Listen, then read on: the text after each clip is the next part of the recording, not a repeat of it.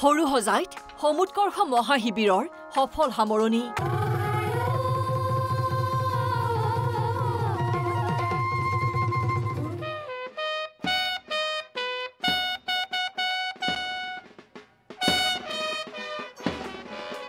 বিদ্যা ভাৰতী পূৰ্বোত্তৰ ক্ষেত্ৰৰ উদ্যোগত 29 জানুৱাৰীৰ পৰা 3দিনীয়া বৰ্ণাঢ্য কাৰ্যসূচীৰে অনুষ্ঠিত হয় সমুৎকৰ্ষ মহাশিবিৰ।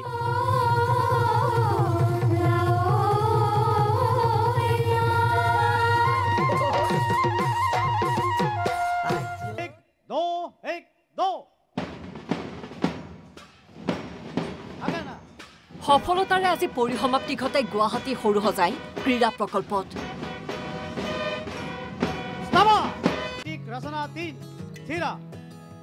উত্তৰ পূৰ্বাঞ্চলৰ 7 শতাধিক বিদ্যালয়ৰ 8,000 ছাত্ৰ-ছাত্ৰীয়ে অংশগ্ৰহণ কৰে এই সমাৰোহত।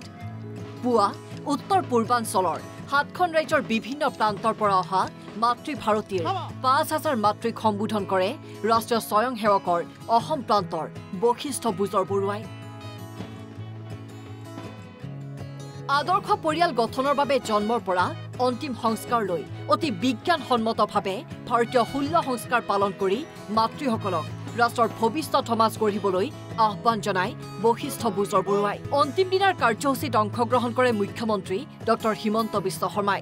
বিদ্যা ভাৰতী পূৰ্বোত্তৰ ক্ষেত্ৰৰ দ্বাৰা প্ৰথমবাৰৰ বাবে আয়োজিত সমুৎকৰ্ষ মহাশিবিৰত উত্তৰ পূৰ্বাঞ্চলৰ বিভিন্ন বিদ্যালয়ৰ পৰা অংশগ্ৰহণ কৰা ছাত্ৰ-ছাত্ৰীসকলৰ লগতে আচাৰ্য অভিভাৱক মাতৃ-পিতৃ পৰিচালনা সমিতিৰ সদস্য আৰু প্ৰাক্তন ছাত্ৰ-ছাত্ৰীসকলক মই আন্তৰিক অভিনন্দন জনাইছোঁ।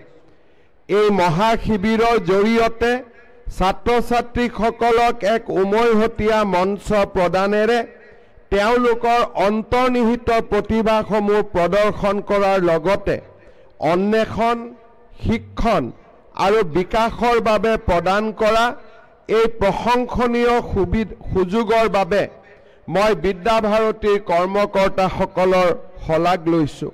এই কাৰ্যসূচীত অংশগ্ৰহণ কৰে অসম চৰকাৰৰ মন্ত্ৰী নন্দিতা গাৰ্লুছা, অৰুণাচল প্ৰদেশৰ শিশু আৰু মহিলা বিকাশ মন্ত্ৰালয়ৰ মন্ত্ৰী দাচাংলো ফুল প্ৰমুখ্যে বিশিষ্ট ব্যক্তিসকলে। ভিডিঅ' জাৰ্নেলিষ্ট অনুজৰ সৈতে দীপাংকৰ মেধি, NB নিউজ।